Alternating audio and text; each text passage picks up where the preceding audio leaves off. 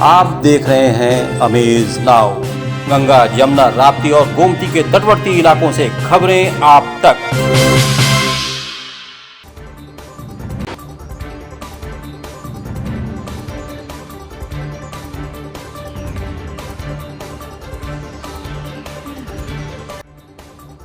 Career starts from Balaji Academy, Civil Line, Golghar, Gorakhpur.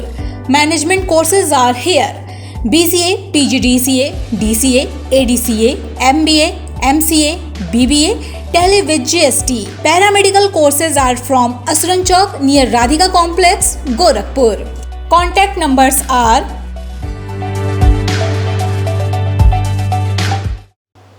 दोस्तों, वही दूसरों की मदद कर सकता है जो दर्द के एहसास को समझता है।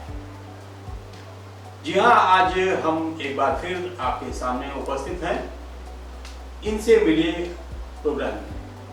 नमस्कार, मैं हूं अरविंद श्रीवास्तव और आज हम अपने साथ एक अतिथि लेकर आए हैं इसी गोरखपुर आसपास की सरजमी से, जो राजनीति और समाज सेवा दोनों को साथ साथ लेकर चल रहे हैं।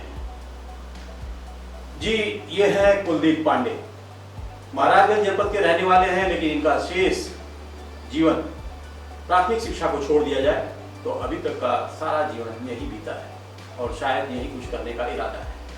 तो हम क्यों ना सीधे इन्हीं से रुक करते हैं और सीधे बात करते हैं, जानते हैं कि इनके दिल में क्या है वो सपना, क्या इन्होंने संजो रखा है अपने समाज के लिए। बहुत बहुत स्वागत है कुलदीप जी आपका। सर्वप्रथम तो सर आपके चैनल को मैं बहुत बहुत बधाई देना चाहता हूं और आभार प्रकट करता हूं। अमेज नाउ चैनल जो आज के समय में गोरखपुर क्षेत्र में तकरीबन हर मुद्दों पे एक तरह से बेबाक तरीके से खबरें जो है प्रदर्शित करता है। बहुत बहुत धन्यवाद सर आपका। शुरुआत करते हैं आपका, जैसा कि हम लोगों को पता है कि आप महाराजगंज जनपद के रहने वाले हैं। जी, थोड़ा अपने बारे में बताइए, कहाँ से प्राथमिक शिक्षा, महाराजगंज में कहाँ के रहने वाले हैं, कैसे गोरखपुर आना हुआ? सर बात यह है कि तकरीबन 2003 की ये बात है। मैं मूल निवास महाराजगंज जिला के पकड़ियार बुजुर्ग का रखने वाला हूँ। पकड़ियार बुजुर्ग आपने बताया? जी जी, ये हमारा गाँव है। किस ब्लॉक और किस मिठौरा ब्लॉक का है ये। हाँ जी जी, ये तो उस टाइम हमारी जो है जो प्राथमिक स्तर की पढ़ाई रही वहाँ के शिशु मंदिर विद्यालय से रहा। परंतु कहा जाए कि गांव की जो एक तरह से जो व्यवस्थाएं रही और वहाँ के जो शिक्षा का जो क्षेत्र रहा है, सब लोग चाहते हैं कि शहर में जो है बच्चा पढ़े। उसी को ध्यान रखते हुए मेरे पिताश्री ने जो है शहर के विद्यालयों में जो है प्रवेश के लिए जो है काफ़ी प्रयास किया और 2004 में मैं गोरखपुर जो है शिक्षा के लिए यहाँ पे आ गया। तो मेरी जो फिर उसके बाद जूनियर की जो पढ़ाई रही 6 से लगभग देखा जाए तो 8 तक और फिर 9 से लेकर 12 तक की जो सारी पढ़ाइयाँ जो है जुबली इंटर कॉलेज जो है शहर का जो विद्यालय है, सरकारी विद्यालय। फाइनेंशियली स्थिति इतनी अच्छी नहीं थी कि हम जो है किसी अच्छे हाई प्रोफाइल स्कूल में पढ़ाई करें, लेकिन आपको बड़ी अच्छी, बहुत अच्छा विद्यालय आपने चुना या आपको मिला सौभाग्यवश? जी जी, उस टाइम कहा जाए तो पिताजी को काफ़ी लोगों ने यहाँ से काफ़ी सुझाव दिए कि गोरखपुर में जुबली इंटर कॉलेज काफ़ी अच्छा जाना माना विद्यालय है। हाँ, तो उस पर हम लोगों ने अभी घर पे भी डिस्कशन हुआ, काफ़ी हमारे जो फैमिली के मेम्बर हैं उन्होंने कहा कि वो अच्छा स्कूल है और वहीं पढ़ाई लिखाई होनी चाहिए। बहुत अच्छा। फिर उच्च शिक्षा के लिए भी कहीं आप गए या गोरखपुर से ही? सर मैं चाहूँगा जब हम लोग गोरखपुर जब हम यहाँ पहुँचा है, गोरखपुर आने का मेन उद्देश्य जो हमारा रहा वो रहा कि शिक्षा जो है जब हम यहाँ पे जब 2004 में जब एडमिशन लिए तो फिर यहीं से हमारी जर्नी स्टार्ट हो गई। यहीं पे हम लोग के रहने का भी व्यवस्था रेडी जो है धीरे धीरे एक समय पश्चात यहीं पे अपना जो है जमीन लेके आवास बना और यहीं मेरी स्कूलिंग जो है पढ़ाई शुरू हो गई। अब जब स्नातक की पढ़ाई हुई तो गोरखपुर विश्वविद्यालय से मैंने बीकॉम भी किया और एमकॉम भी किया। फिर उसके तत्पश्चात जो है लगभग 2015-16 में मैं जो है गीडा के जो है ITM कॉलेज से मैंने प्रोफेशनली पढ़ाई MBA जो मेरी एक लक्ष्य रही उसको मैंने कंप्लीट किया। तत्पश्चात जो है अभी विगत 2020 में कोरोना काल के दौरान ही हमने BEd जो परीक्षाएँ जो है पास करके शिक्षा के क्षेत्र में भी जो है एक डिग्री जो अपना प्राप्त किया। जी जी, तो आपकी जो डिग्री है और शिक्षा, ये इससे तो ऐसा लगता है कि आप शिक्षा के क्षेत्र में ही आप प्रयासरत भी होंगे जाने के। जैसे सर कहना ये है कि ये एक तरह से मूलभूत अगर हम लोग आवश्यकताएं देखें, नीड देखें तो रोटी कपड़ा मकान के बाद शिक्षा जो है एक व्यक्ति के लिए सबसे जो है अहम चीज़ होता है। तो जो हमारी जो शिक्षा रही है पिताजी की तो ये देन है। पिताजी ने जो है सदैव जो है शिक्षा को बढ़ावा के लिए तत्पर रहे और उनके इकलौते पुत्र होने के नाते उन्होंने शिक्षा भी जो है बाकायदे अपने सामर्थ्य अनुसार दिलाया। और आपने जो कहा कि शिक्षा के क्षेत्र में मैं जो है आगे बढ़ा, वो ठीक है, ज्ञान एक अलग चीज़ है, लेकिन कहा जाए कि शिक्षा के माध्यम से हमने जो है अपनी कुछ तैयारियां भी जो है धीरे धीरे लगभग विगत करीब 5 वर्षों से, जैसे सिविल सेवा की तैयारियां हुई। अभी विगत में कुछ वर्ष पहले जो है सीबीएसई बोर्ड विद्यालय में भी एक जो है शिक्षक के रूप में कार्य किया। अभी वर्तमान में एक बिजनेस के तौर पे भी जो है मैं एक मार्केटिंग डिपार्टमेंट में भी हूँ। और साथ ही साथ समाज, आपने एमबीए बताया, आपने एमबीए भी कर चुके हैं। जी जी। तो वो साथ ही साथ समाज सेवा का भी जो मेरी जो एक लत कहिए लगा रहा, जिसको मैं विगत करीब 8 वर्षों से इस अपने शिक्षा के दौरान ही इसको जो है प्रारंभ किया। और आज तकरीबन जो 5 वर्षों के जो हमारी युवा जन कल्याण समिति नामक जो संस्था है उसको मैंने स्थापित किया था। ये हमारी जर्नी रही छोटी सी। तो कुलदीप जी, देखा जाए तो ऐसी प्रतिभाएं बहुत कम मिलती हैं किसी एक व्यक्ति में, इतने सारे गुण कि आप शिक्षा के क्षेत्र में भी आपने अपने कदम बढ़ा रखे हैं। आप सिविल सर्विसेज की भी तैयारी कर रहे हैं, जैसा कि आपने बताया, एमबीए भी आपने कर रखा है, और इसके साथ साथ राजनीति और समाज सेवा उसमें भी आप पीछे नहीं। तो ये सब कुछ मैनेज करना मुझे नहीं लगता है कि बहुत आसान है। अब आप इसको कैसे मैनेज करते होगे कि आपको? देखिए सर, कहने में कोई तो अतिशयोक्ति नहीं है कि मैनेज करना तो आसान नहीं है, लेकिन जब एक किसी चीज़ का आज एक जुनून अगर होता है, जिससे हमने समाज सेवा को एक अपनी प्राथमिकता भी समझा है, जैसे आपने कहा कि राजनीति और समाज सेवा, बिल्कुल मैं बताना चाहूँ कि जो समाज सेवा मेरे मूल होता है। अभी तो एक कहा है ना कि लोग सोचते हैं कि जो समाज सेवा के माध्यम से राजनीति में जाना चाहता है, अभी फिलहाल कोई ऐसा ख्याल नहीं है। लेकिन जो राजनीति का जो है एक सिनेरियो है, लोग सोचते हैं कि अगर समाज के दृष्टिकोण से अगर ये कुछ कर रहे हैं तो आगे फ्यूचर में जो है राजनीति को ही ये ध्यान रखना है। तो आपकी बातें सब सही, लेकिन मैनेज करने की बात आती है तो जिस प्रकार से कहा जाए कि हम लोगों का एक टीम है, जो हमारी जो युवा जन कल्याण समिति संस्था है, टीम के अकॉर्डिंग हम लोग जो है निरंतर कहा जाए कि छुट्टियों के दिन में, जैसे संडे का पड़ा या कभी ऐसे जो जयंती समारोह हुए या कुछ ऐसे त्योहार आ गए या कुछ ऐसे वीकेंड छुट्टियां मिल गई, उसमें हम लोग निरंतर कुछ करते रहते हैं। या तो हम लोग की जो एज अ डेली रूटीन की चीज़ें हैं या ड्यूटी है, उसको करने के पश्चात शाम को 3-4 बजे बाद हम लोग जैसे निःशुल्क भोजन का वितरण हो गया, खाद्य सामग्री का वितरण हो गया। रही बात जो हमारे निःशुल्क पाठशाला चलता है, अच्छा, पाठशाला भी चलाते हैं? हाँ, निःशुल्क पाठशाला चलता है, जो हमारे जो है कार्यालय के समीप ही है। वहाँ पे एक मैम है जो उसको जो है निरंतर डेली 2 से 3 घंटे जो है बच्चों को निःशुल्क शिक्षा जो प्रदान करती है।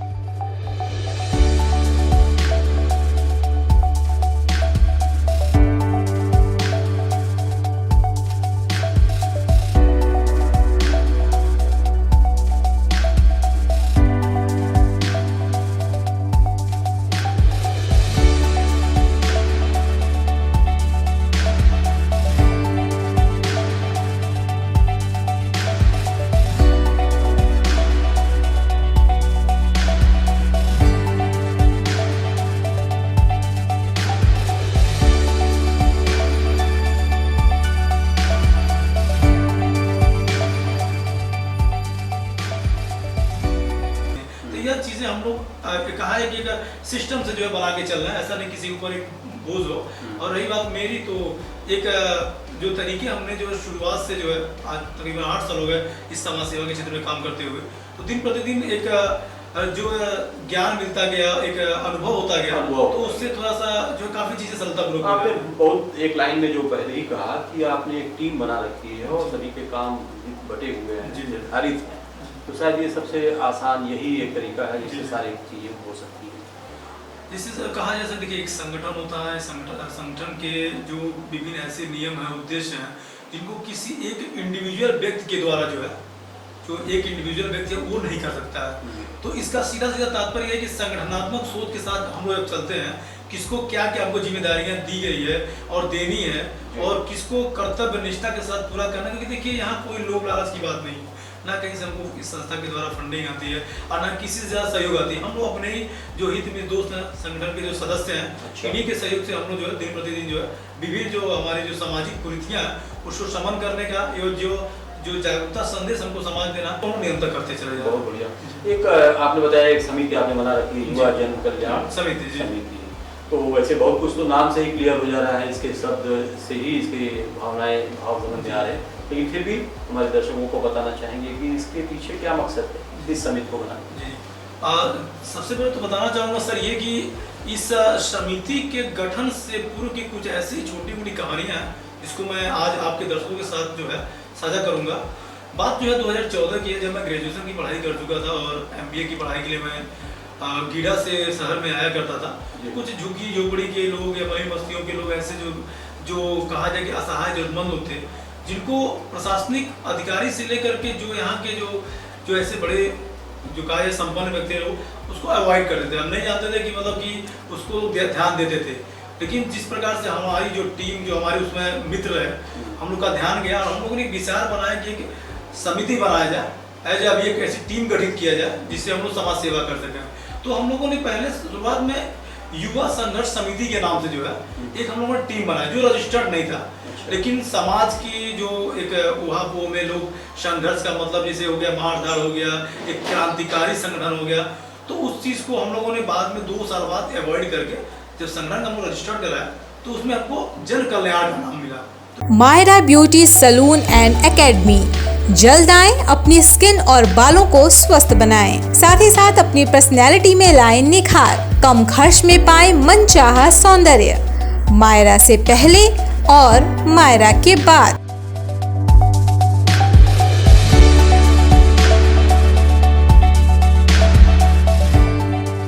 Proprietor Soni Gupta, cosmetologist and makeup artist, Myra beauty salon and academy.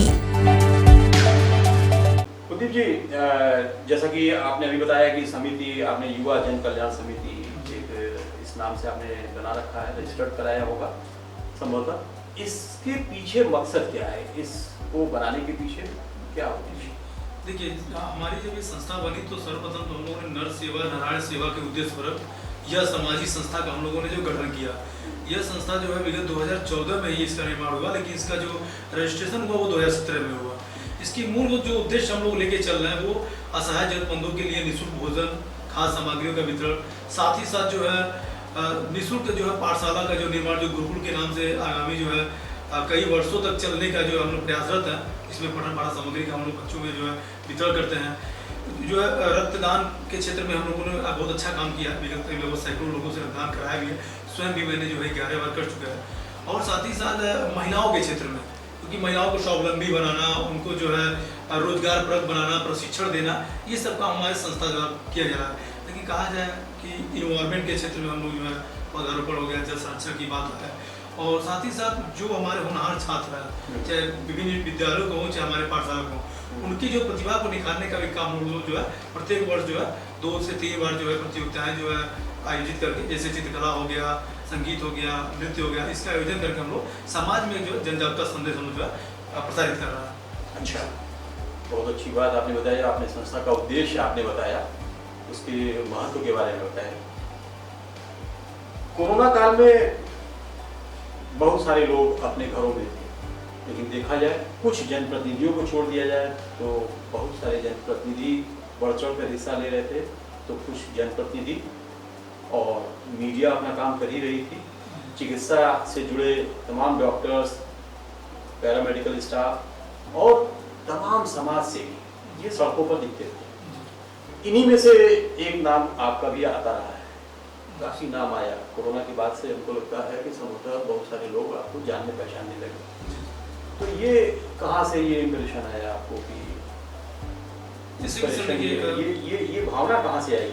जैसे जो भावना है सर, ये हमारे पिता के तुल्य जो है, हमारे पिता पंडित ब्रजेश पांडे जी, जो सदैव जो हमारे प्रेरणा स्रोत रहे, मार्गदर्शक रहे, उन्हीं की प्रेरणा जो है हम सदैव जो अपने जीवन में धारण करते हैं। रही बात कोरोना काल की, कोरोना के पूर्व भी हम लोग जो है समाज सेवा करते रहे, लेकिन जो वो भयावह स्थितियाँ रही, विभिन्न कोरोना योद्धाओं जैसे आपने अभी नाम लिया, चिकित्सकों का, पुलिसकर्मियों का, आप जैसे मीडिया बंधुओं का काफ़ी सहयोग रहा है, नर्सों का, ऐसे विभिन्न प्रतिनिधि भी रहे और समाजसेवी भी रहे जो फील्ड में उतर के काम किए, सेवा किए, चाहे दवा वितरण करना हुआ, चाहे भोजन वितरण करना हुआ, चाहे जो भी उनकी नीड रही उस समय, क्योंकि वो भयावह स्थिति रही जो कि सभी को एकदम झकझोर के रख दिया। उस टाइम भी ऐसा माहौल रहा, कुछ समय तक तो मैं घर में रहा, लेकिन मन नहीं माना, क्योंकि कहा जाए कि समाज सेवी होने के नाते जो एक टैग लग गया 2-3-4 साल पहले, तो उसको मैं एक तरह से मन ही मन अपने अंदर जो एक कचोटता रहा कि क्यों ना मैं भी बाहर निकलूंगा। तकरीबन 6 महीने तक हम लोगों ने भी अपनी टीम के साथ अपने सामर्थ्य अनुसार सुपर 30 मुहिम चलाया, जिसमें जो है हम लोगों ने जरूरतमंदों को जो भोजन वितरण किया, पानी वितरण किया। जैसे आप जान रहे होंगे कि उस टाइम जो परिजन आते थे अपने मरीजों को लेकर के, उन लोगों को बाहर ऐसे कोई स्टॉल नहीं मिलते थे जिनको पानी या चाय बिस्कुट, चाय, तो दवाइयाँ, उस तरह की चीज़ें हम लोगों ने मेडिकल में, सदर में जाकर के भी हम लोगों ने काम किया है। और हम ये नहीं कहते कि हम लोग बहुत महान काम किए, लेकिन ये कहा है कि नर सेवा उद्देश्य पर हम लोग ये संस्था बनाए, जरूरतों को ध्यान में रखते हुए हम लोगों ने काम किया। वास्तव में ऐसे लोग साधुवाद और आभारी, मतलब हम लोग आभार व्यक्त करते हैं और करते रहेंगे, क्योंकि वो ऐसा समय था जिंदगी में कभी कभार ही ऐसे क्षण आते हैं जिसको लोग हमेशा याद रखते हैं, और वो उसी में से एक क्षण वो भी था।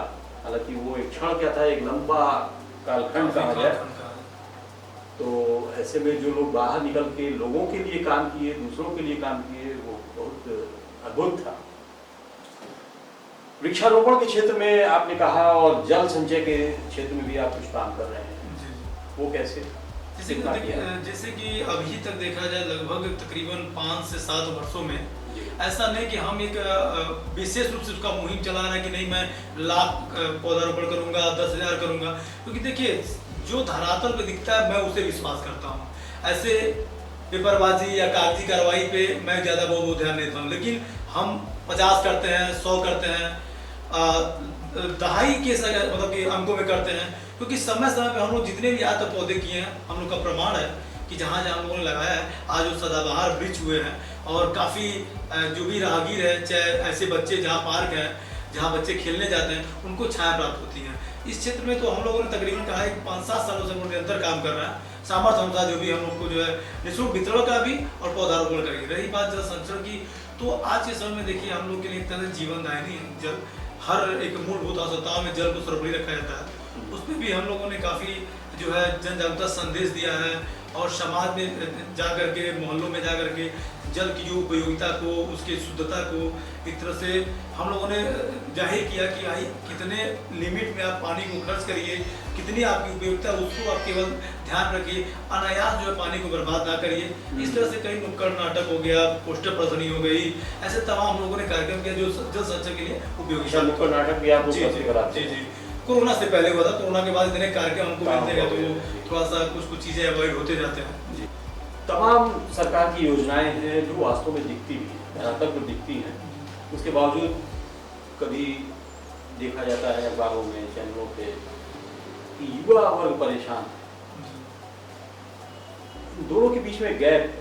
सरकारें कहती है कि हम बहुत सारा काम कर रहे हैं और वो दिखता भी है, वास्तव में काम दिखता भी है। युवा इतना बेचैन क्यों है? देखिए सर्वप्रथम तो मैं उन सभी युवाओं को एक जो है सकारात्मक संदेश देना चाहता हूँ, एक युवा समाज सेवी के तौर पे, और एक छोटा तो हम समझिए जैसे युवाओं के प्रतिनिधि भी हैं समाज में। अगर हम जा रहे हैं तो पहली बात तो उन युवाओं को मेरा एक संदेश है कि सकारात्मक सोच के साथ आप लोग आगे बढ़िए। रही बात जो सरकार और युवाओं के बीच में जो तालमेल की बात है, सरकार जो अपने स्तर पे काम कर रही है, ऐसा नहीं है, रोजगार के क्षेत्र में भी कुछ अपने स्तर पे काम हो रहा है।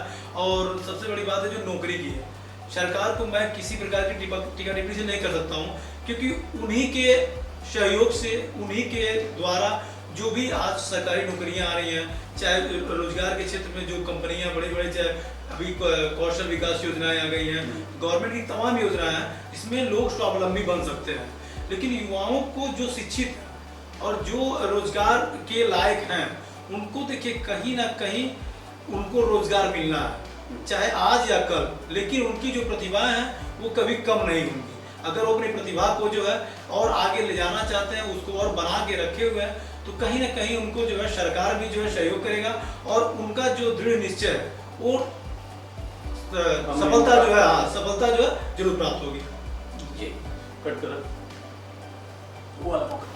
जैसा कि आपने बताया कुलदीप जी कि आपकी टीम में बहुत सारे युवा साथी हैं आपके साथ। हमने ये भी सुन रखा है कि आप लोग अपनी तमाम, सिर्फ अपना ही नहीं, अपने तमाम अन्य साथियों का भी मिलजुल कर उनका जन्मदिन मनाते हैं।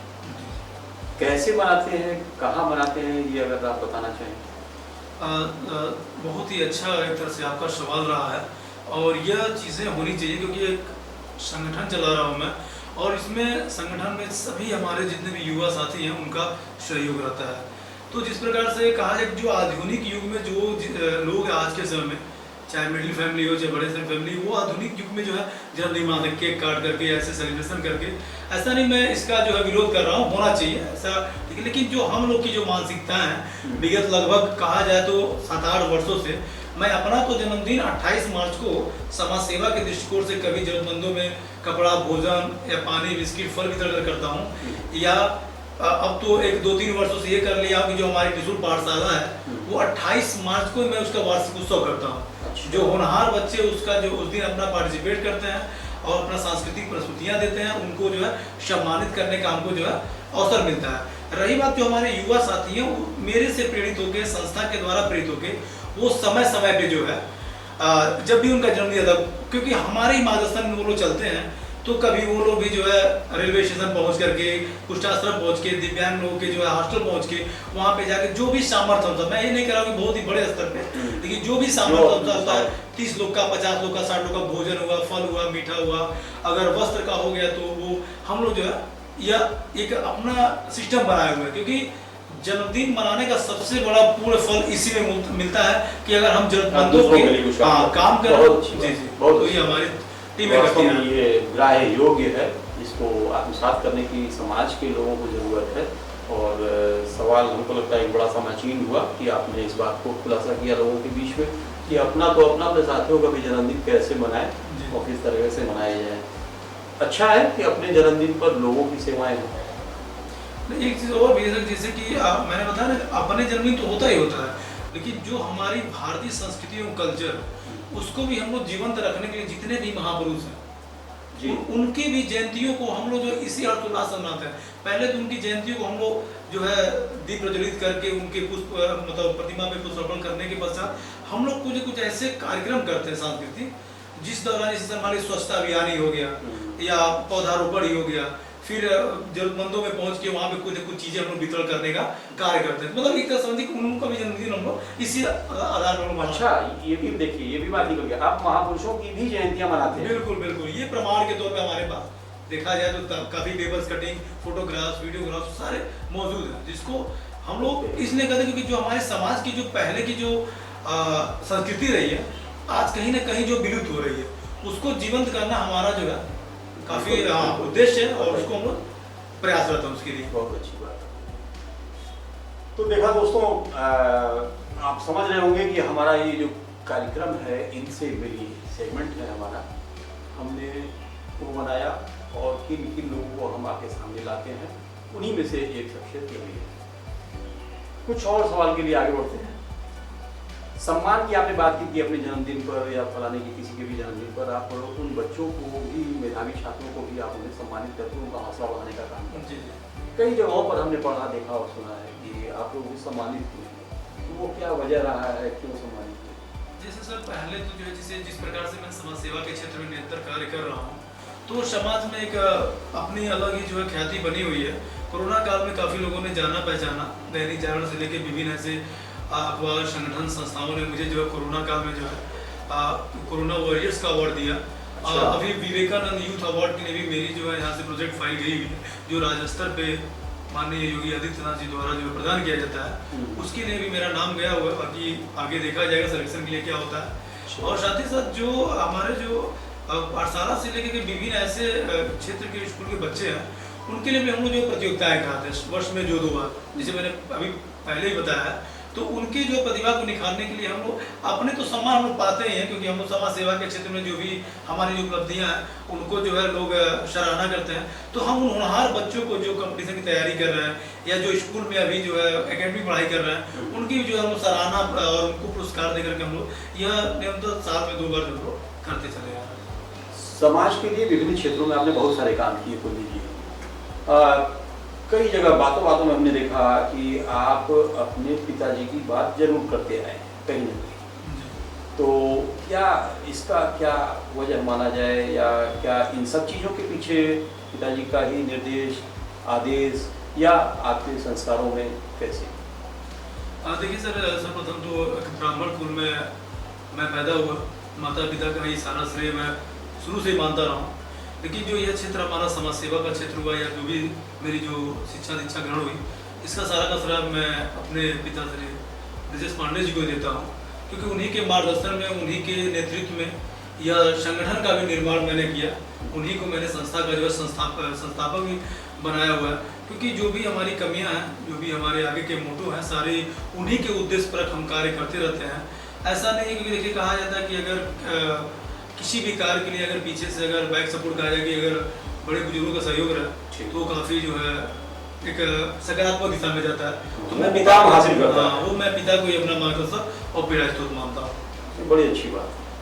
देखिए कहीं ना कहीं आपका नाम कुलदीप, अपने कुल को आप अपने बताया कि अपना परिचय दिया कि आप अकेले हैं अपने परिवार में, तो अपने कुल का दीप आप हैं, कुल के दीप हैं आप, और बड़ी अच्छी बात है। ये आपके माता पिता के संस्कारों का ही प्रतिफल है जो आप में दिख रहा है और जो समाज के लिए प्रेरणा का काम कर रहा है। तो हम बहुत आभारी हैं आपके। और एक चीज़ चलते चलते एक सवाल रह जाता है, जैसा कि हम लोगों ने देखा सुना है कि आप लोग साल में एक बार एक कैलेंडर पंचांग भी आप लोग वितरित कराते हैं, उसके पीछे उद्देश्य क्या है? उद्देश्य देखिए, जो समाज में जो आज के समय हिंदू धर्म में अगर देखा जाए तो तमाम जो ऐसे जितने भी त्यौहार होते हैं भ्रांतियाँ बहुत हैं। अगर देखा जाए तो मुस्लिम समुदाय में अगर जो तिथि अगर निर्धारित हो गई उसी पे जो है वो अड़ी रहते हैं, उसी दिन को तिथि को ही मनाया जाता है। लेकिन जो हमारे हिंदू धर्म में हर त्यौहार देखा जाए, चाहे जन्माष्टमी हो गई, चाहे नवरात्रि, विभिन्न ऐसे जो तिथियां हैं वो 2 दिन पड़ जा रहा है। काफ़ी समाज में, पुरोहितों में, ब्राह्मणों में ये भ्रांतियाँ हो जा रही है। तो इस चीज़ की भ्रांतियों का शमन के लिए कि उसको सटीक जानकारी देने के लिए हम लोगों ने जो है कहा जाए कि पिताजी के ही नेतृत्व में ये जो है पंचांग जो है विद्वत महासंघ द्वारा जो निर्मित होता है, जिसका जो है व्रत पर्व तिथि पंचांग के नाम से विगत करीब 1 दशक से बनता चला रहा है। अच्छा। हाँ, और इसमें कहा जाए कि जो पंचांग हमारे हिंदू धर्म है उसके सारे पंचांगों का निचोड़ जो है इस कैलेंडर में दिखता है कि अगर कोई भी जनमानस अगर किसी प्रकार की तिथियों को लेकर भ्रमित है, जो भी माताएं बहनें जितने भी त्यौहार रहती हैं उनको अगर समस्याएं आ रही हैं तो उस कैलेंडर से उनका जो समाधान वो सरलतापूर्वक कर सकते हैं। अच्छा, लेकिन एक चीज़ हमको कहना पड़ रहा है कि वो सारे पंचांग या कैलेंडर बाजार में बिकते हैं और आप लोग बता रहे थे कि हजारों की संख्या में आप वितरित कराते हैं। ये जो कहा जाए कि ये अपने सामर्थ्य अनुसार जो सहयोग है, जो डैडी के जो सहयोगी जो लोग हैं, विद्वत जन है लोग, कुछ हम लोग के सहयोगी जो लोग हैं, उनके सहयोग से जो भी है जो डोनेशन या चंदा कहा जाए इकट्ठा होता है तो लगभग 5,000 10,000 की स्टेज में वो सहयोग के ऊपर डिपेंड करता है। अभी तक तो 10,000 5,000 सकते रहते हैं। तो ये निःशुल्क आपने भी देखा होगा हमारे माध्यम से भी कि हम जो है खुद हम लोग उनसे जुड़ करके निःशुल्क समाज में वितरण करते हैं। और विद्वत समाज जिनके जो लोग भी पुरोहित कर्म कर रहे हैं, जहाँ जहाँ वो लोग जाते हैं उन सभी जजमान के यहाँ फ्री में, मंदिरों में फ्री में लगे रहते हैं। मतलब उसका पैसा हम लोग किसी जहाँ वितरण करते हैं वहाँ नहीं लेते हैं। बाकी जो अपने हम लोग सहयोग करके हम लोग कर लेते हैं, बस वही जो है उसका स्रोत भी है और उसके छपने का स्रोत है। जी जी। तो आज के लिए बहुत सारी हम लोगों ने बातें की, बहुत अभी भी बातें बाकी रह गई हैं। तो चूंकि अब समय इजाज़त नहीं दे रहा है आगे बढ़ने के लिए, तो हम लोगों को अपने दर्शकों से अब विदा लेना होगा और फिर कभी हम लोग और मुद्दों पर लेकर बातचीत करने के लिए इकट्ठा होंगे, फिर बात करेंगे। तो आज के लिए इतना ही। बहुत बहुत धन्यवाद। हमें सुनाओ का एक जाते जाते एक संदेश आप सभी हमारे दर्शकों के लिए। देखिए, युवा अगर सक्षम है, सामर्थ्यवान है और किसी कर्तव्यनिष्ठ कार्य को कर रहा है तो अडिग रहे, किसी के बहकावे में, किसी के जो है नकारात्मक जो है सोच की भावना को दर्शाते हुए आप आगे ना बढ़े। युवा ही देखिए देश के कर्णधार होते हैं, देश के भविष्य होते हैं। आज आपका भविष्य कहीं और है, आने वाला समय कहीं और है। तो कहने का तात्पर्य मेरा यही है कि युवा अगर चाहे तो एक चीज को दूसरे जगह पे भी व्यवस्थित कर सकता है। कहा जाए कि एक सिनेरियो को चेंज कर सकता है। इसी साथ साथ मैं कुलदीप पांडे, युवा समाज सेवी, युवा जन कल्याण समिति का अध्यक्ष। तो दर्शकों, ये थे कुलदीप पांडे जी, बगल के जिला महाराजगंज के रहने वाले, लेकिन प्राथमिक शिक्षा के बाद से गोरखपुर जनपद को ही इन्होंने, आसपास के क्षेत्र को इन्होंने अपनी कर्म भूमि माना है और अभी इनका कारवां शुरू हुआ है कहा जा सकता है। जो आज हमारे इनसे मिलिए कार्यक्रम के हमारे मुख्य अतिथि थे, आज के वक्ता थे। आज हमारी उनसे बहुत सारी बातें हुई, बहुत सारे विषयों पर बातें हुई और ऐसे ही आगे भी हम उनको फिर बुलाते रहेंगे, यह हमारा वादा है। दोस्तों, एकता मिट्टी ने की तो ईंट बनी, ईंट ने की तो दीवार बना, दीवार ने किया तो घर बना। ये सब बेजान चीजें हैं। जब बेजान चीजें एकता कर सकती हैं तो हम और आप क्यों, इंसान क्यों नहीं? इस पर गौर करने की जरूरत है। तो देखते रहिए हमारा कार्यक्रम इनसे मिलिए। अगले हफ्ते आज ही के दिन इसी समय हम फिर मिलेंगे। तब तक के लिए हमें दीजिए इजाजत। नमस्कार।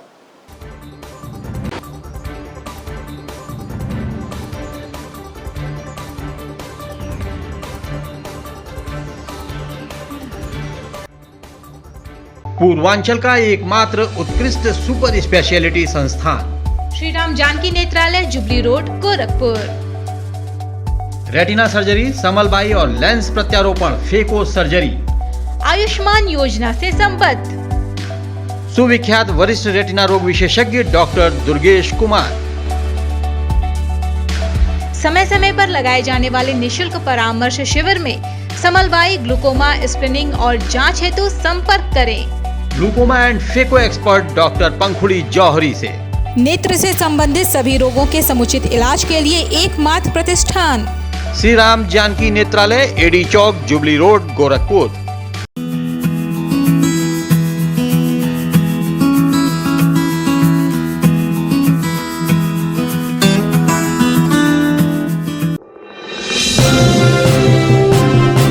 आप देख रहे हैं अमेज नाउ।